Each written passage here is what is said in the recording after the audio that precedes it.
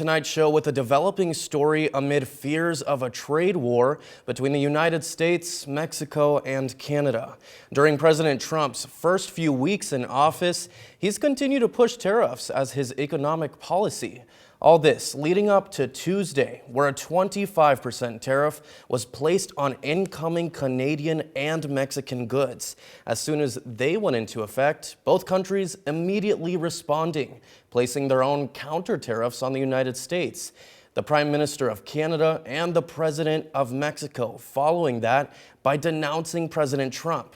However, just 2 days after they went into effect, Trump has walked back on his threats, taking to Truth Social today to announce that he will be delaying some of the tariffs placed on Canada and Mexico. As this unprecedented back and forth rages on, national markets panic and trillions of dollars vanish as the Dow Jones continues its stunning free fall ever since the start of these tariffs. Now, during this time of uncertainty, local businesses that are used to stability are now thrust in the middle of this back and forth between countries.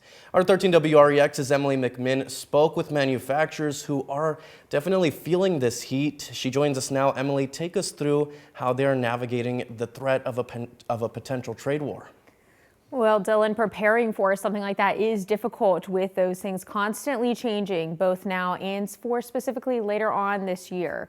The Illinois Manufacturers Association is hearing this from local businesses, with some saying they've already begun to see rising costs for supplies and are anticipating more. However, they say the back and forth is making it challenging to prepare for the coming months. We think tariffs can be an appropriate measure, but they should be used with a scalpel-like approach and a measured approach, as opposed to maybe a broad-based approach. And one of the concerns that we've had is kind of the start and stop.